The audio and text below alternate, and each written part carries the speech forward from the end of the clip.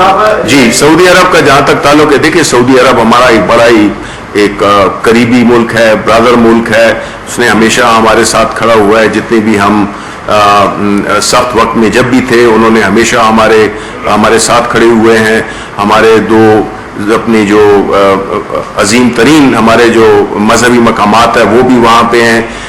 ان کے وہاں پہ ہماری بہت سی لیبر بھی وہاں پہ کام کرتی ہے.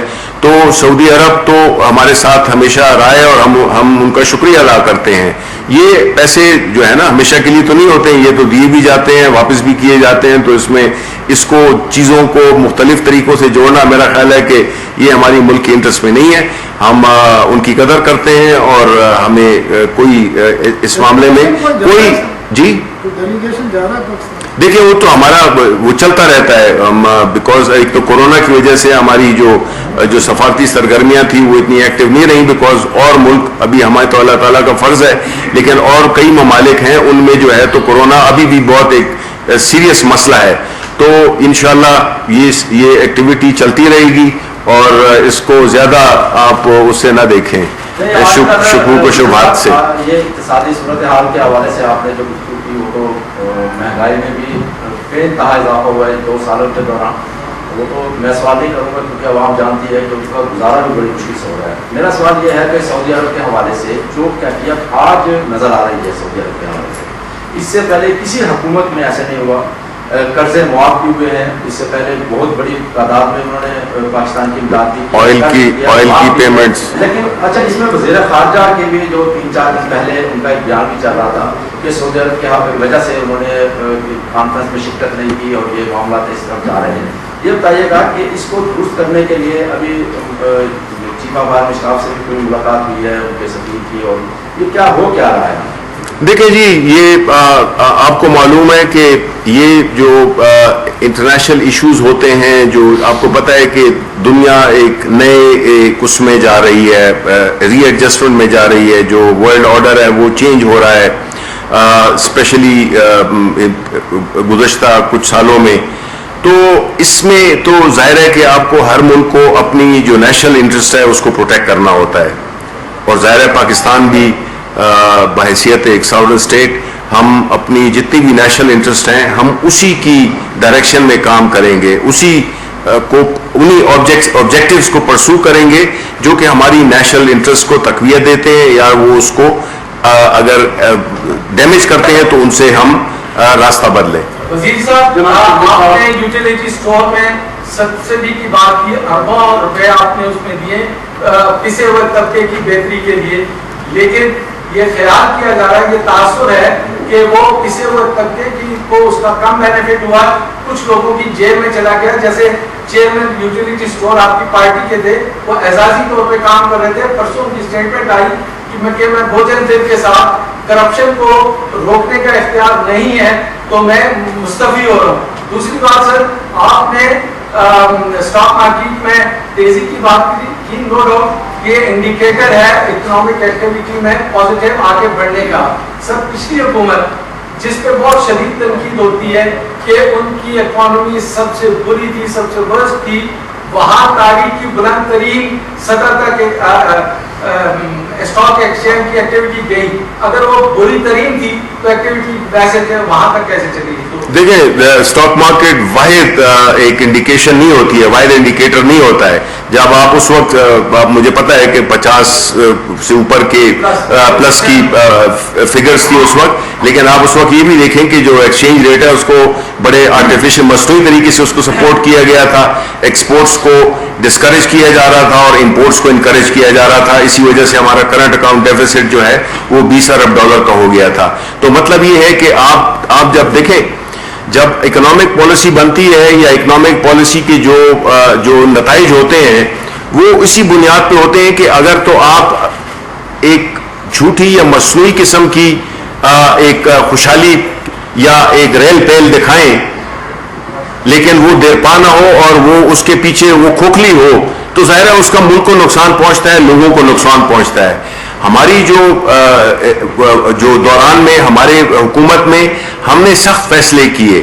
دیکھیں آپ کو جب کوئی بھی کسی سچویشن سے جب آپ نکلتے ہیں تو اس میں آپ کو ایک سخت وقت ہوتا ہے. آپ دیکھیں یہ ایک بات بھولے نہیں کہ دیکھیں کورونا جیسا وائرس اس نے تو دنیا کی بنیادیں ہلا دی ہیں. آپ کے اللہ تعالیٰ کے فضل سے یہ اللہ کا کرم ہے کہ ہماری حکومت کی نیت ٹھیک تھی. ہم نے کچھ شاید اپنا ہمارے جو NCOC کے ذریعے ہم نے اس کو بڑے سائنٹیفکلی اس چیز کو ہینڈل کیا, لیکن کرم اگر یہ بھی شاید کافی نہ ہوتی, کرم اللہ کا تھا. یہ چیز ہم کیوں فور گرانٹیڈ لیتے ہیں, یعنی یہ ہم کیوں سمجھتے ہیں کہ نہیں حالات جو ہے جیسے بھی ہو چیزیں ویسے ہی نارمل چلیں گی. کسی بھی چیز کی ٹھیک ہے مہنگائی ہوئی ہے, اس کی مختلف وجوہات ہیں, سپلائی ڈیمانڈ لیکن کوئی ایسی چیز نہیں ہوئی ہے کہ جی آپ کہیں کہ جی دکانوں میں سٹورز خالی ہو گئے, سپلائی چین ڈسرپٹ ہو گئی, لوگوں کو پانی نہیں مل رہا, کھانا نہیں مل رہا. یہ ساری چیزیں اللہ تعالیٰ کے فضل سے ہم یہ بھی دیکھیں کہ ہم پوری دنیا تو اس میں پاکستان تو بہت, ہم ساتھ والے ملک کو دیکھ لیں, انڈیا کو دیکھ لیں, تو ہمارے تو اس لحاظ سے اللہ کا شکر ادا کرنا چاہیے کہ ہمارے وہ, اس میں کوئی شک نہیں ہے. مطلب یہ کہنا آسان ہے لیکن لیکن اتنا ضرور کہوں گا کہ دیکھیں جب ملک کا وزیر اعظم ماضی میں کیا ہوتا رہا ہے, ان کو جو بھی اسکیمیں ہوتی تھیں وہ بڑے بڑے لوگوں کے اشرافیے کے لیے ہوتی تھیں. ابھی جو چیز جو پالیسی انیشیٹو آپ دیکھیں خان صاحب کا وہ جو ہے تو غریبوں کے لیے ہے, چاہے وہ احساس ہو, جتنی بھی چیزیں ہیں, یہ گھر ہو, یہ روزگار پیدا ہو کس کے لیے, یہ ان کے لیے غریبوں کے لیے, یہ کھوکھے کس کے لیے, یہ غریبوں کے لیے. یہ ساری چیزیں وہ آپ کا جو ایک لیڈر ہے جو کہ دل رکھتا ہے, جس کا دل غریبوں کے لیے دھڑکتا ہے. یہ صرف نعروں کی حد تک نہیں کہ جس میں کہا گیا تھا کہ جی روٹی کپڑا مکان. اب آپ دیکھیں جناب شبلی صاحب, سوال یہ ہے کہ ہمارا سوال سنیے. جی, آپ نے حکومتی کارکردگی کی رپورٹ احسن انداز میں پیش کی. بلا شبہ اس میں کوئی شک نہیں ہے کہ حکومت نے اقتصادی لحاظ سے بڑی کامیابی حاصل کی ہے.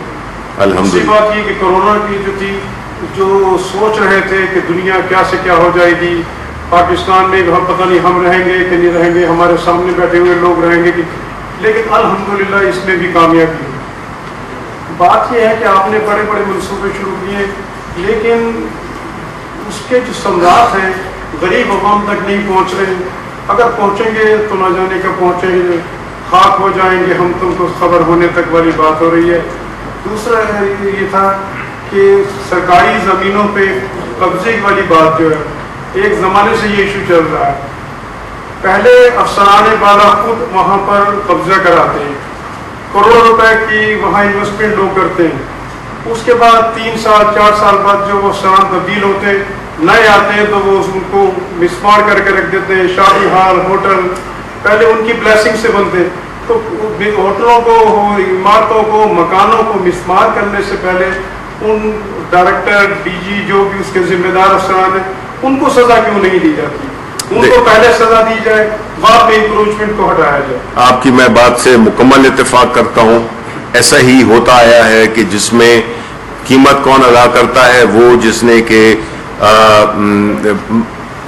خریدی ہو کوئی پراپرٹی, کوئی ایسی جگہ, لیکن ان افسران کو سزا نہیں ملتی جو کہ اس کے مرتکب ہوئے ہیں. میں آپ کے ساتھ ہوں, یہ آپ کا ویلڈ پوائنٹ ہے, لیکن ساتھ ہی یہ بھی کہتا چلوں کہ یہ ایک ایسا جو ہم جو کہتے ہیں اسی کے خلاف تو ہماری جنگ ہے کہ یہ سارے جو ایسے کام ہوتے ہیں وہ حکومت وقت کی اس کے بغیر نہیں ہوتے.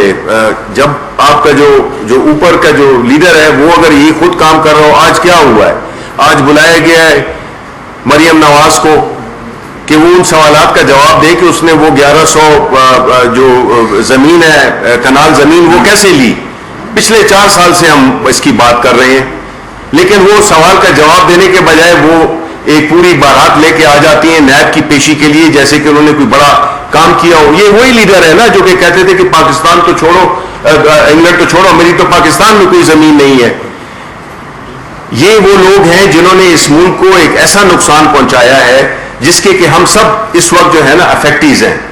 آپ دیکھیں نا کہ جب یہ ٹاپ لیول پہ یہ کام شروع ہوتا ہے تو پھر اس طرح سے جو افسران وہ لگاتے ہیں وہ بھی وہ اپنی اسی مرضی کے لگاتے ہیں, وہی جو کہ ان کے ساتھ تعاون کریں. اس لیے تو ہم کہتے ہیں کہ انہوں نے اداروں کو تباہ کر دیا.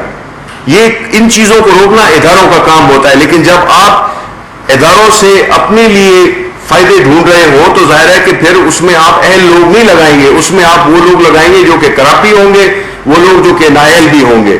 آج ان کی یہ بنتی ہے کہ یہ جو ہے تو نیب میں بجائے اس کے کہ پیشی ہو کے جواب دیں. اب ہمارے بزدار ہیں، عثمان بزدار ہیں، چیف منسٹر پنجاب ہیں، ان کو بلایا گیا، اب یہ چوتھی دفعہ ان کو بلایا جا رہا ہے. کبھی آپ نے دیکھا ہے کہ وہ کسی بارات کے ساتھ گئے ہوں، کسی پروٹوکول کے ساتھ گئے ہوں، خاموشی سے جاتے ہیں، خاموشی سے واپس آتے ہیں. انہوں نے اس کو ایک پولیٹیکل وہ بنا دیا ہے.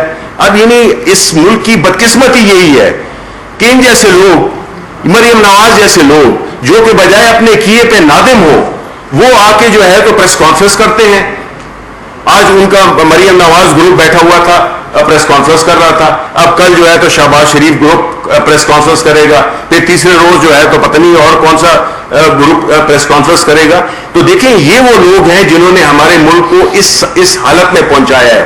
یہ وہ لوگ ہیں جن کو کہ قانون کے کٹہرے میں ہم نے کھڑا کرنا ہے اور ان سے یہ سارے حساب لینے ہیں.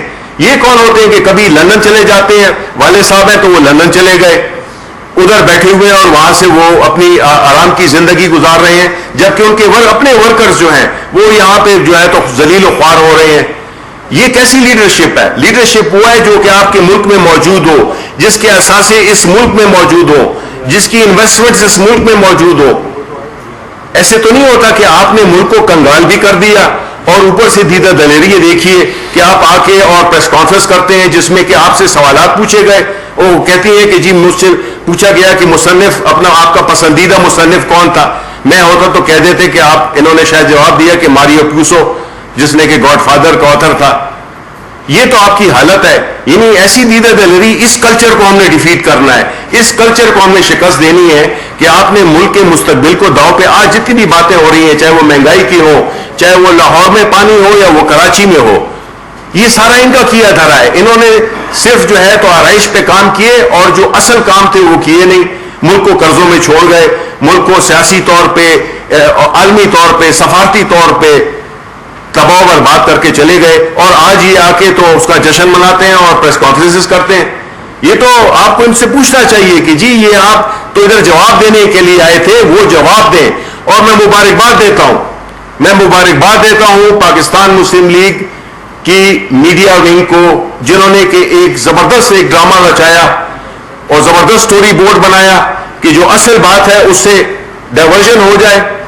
اور ان کا جو ہے تو یہ پتھر اور پولیس اور یہ بھی اپنے جو ان کے کیا ہوا تھا، انہوں نے یہ سٹیج کیا، یہ ڈرامہ انہوں نے سٹیج کیا صرف کس لیے کہ جو اصل چیز ہے اس سے ہٹانے کے لیے، توجہ ہٹانے کے لیے. توجہ نہیں ہٹنے والی. آپ کو جواب دینا ہوگا. آپ سے کسی نے نہ آپ میں فلسفے کی کوئی گنجائش ہے. آپ نے جواب دینا ہوگا کہ جو آپ نے کرتوت کیے، جو آپ نے لوٹ مار کی، اس کا جواب دینا ہوگا. یہ نہیں ہے کہ ادھر پاکستان کے عوام غریب پھر رہے ہوں، ہم دال روٹی اور اس کے لیے وہ ترس رہے ہوں، اور ادھر جو ہے تو یہ اربوں خربوں بنا کے اور باہر اپنی جائیدادیں بنا کے اور آج بیٹھے ہوئے پھر انتظار میں ہیں کہ کب ہمیں موقع ملے گا. اب یہ اکٹھے ہو رہے ہیں، ہونے دیں.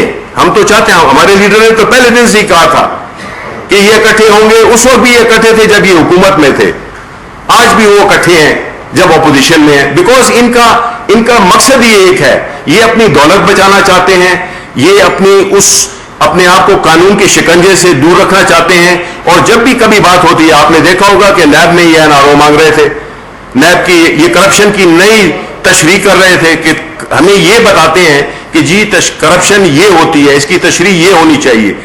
یعنی ایک ملزم ہے، وہ بتا رہا ہے، اس کو ہمیں بتا رہا ہے کہ جی کرپشن کی تشریح کیا ہوگی.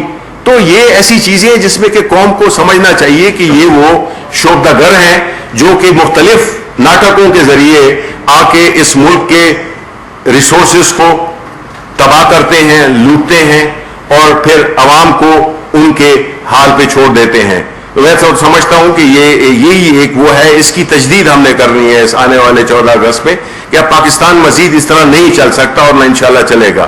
منسٹر صاحب، یہ ایک تو وہی میں بات آ رہا ہوں $3 ارب پہ، $3 ارب، $1 ارب ہمیں چائنا سے لے کے دے تو 200 اور مانگ رہے. تو کیا اس کی وجہ سے بینک ریٹ پہ انکریز تو نہیں کرے گا آنے سے؟ دوسری چیز کہ ان حالات میں अब ड्राइविंग के किनारे 50,000 अरब वाला शहर कैसे आबाद करेंगे, कोई इन्वेस्टमेंट कहाँ से आएगी। और एक सबसे बड़ी बात सर जो आपने की, PM साहब जिससे परेशान हैं, नो डाउट कि वो हल करना चाह रहे हैं, लेकिन सर ये जो एजेंसीज हैं एडवर्टाइजिंग, ये किसी को पेमेंट नहीं कर रही। PID वाले हाथ खड़े कर गए हैं सर, कहते हैं ना हमारे नहीं मानते, पहले इनका एहतसाब हो उसके बाद आप पेमेंट करें। और सर सप्लीमेंट्री जो कश्मीर के बारे में सवाल है, 14 अगस्त में आप कश्मीरियों के लिए क्या पैगाम देंगे यहाँ से? ये कश्मीरियों के साथ में सिंधी और बलोची और सराइकी और पंजाबियों के लिए फिर सवाल कर दीजिएगा जी। कौमियत भारत का कौमियत का यहाँ कश्मीरी बाहर नहीं निकल सकते, तो उनके लिए आपका क्या मैसेज होगा? देखिए, हमारा तो मैसेज हमेशा जो कि हमने 5 अगस्त को भी ये जो दिन मनाया, ये बुनियादी तौर पे उनके साथ अपनी इज़हार यकजहती था और हम हमेशा उनके साथ खड़े हुए हैं। अब जिस तरह से कि prime minister Imran Khan Kashmir cause को लेके चल रहे हैं, माजी में उसकी नज़ीर नहीं मिलती, और हम कश्मीर के जो अवाम हैं उनको हम हर सतह पे, हर इंटरनेशनल फोरम पे हम उनके लिए आवाज़ उठाएंगे। और हमारी यही आखिर में हमारी मंजिल यही है कि जो कश्मीरी हैं वो यूनाइटेड नेशन के जो भी रेजोल्यूशंस हैं उन पे अमल दरामद कराया जाए ताकि वो अपनी मुस्तकबिल का फैसला कर सकें।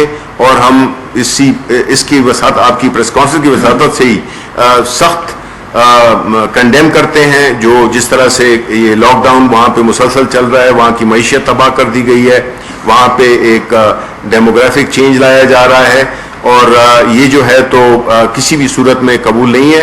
तो इंशाल्लाह अभी हमारी जो सरगर्मियाँ हैं उसमें मज़ीद तेज़ी आएगी, और हमारी अब जो फॉरेन पॉलिसी है वो काफ़ी वाज़ेह है, और इंशाल्लाह हम इस पे काफ़ी हमारी यही उम्मीद है कि हम इसको किसी भी सूरत में हम इसको अपनी सेकंड प्रायोरिटी नहीं बनाएंगे, वो हमारी प्रायोरिटी नंबर 1 होंगे। और आपके सवाल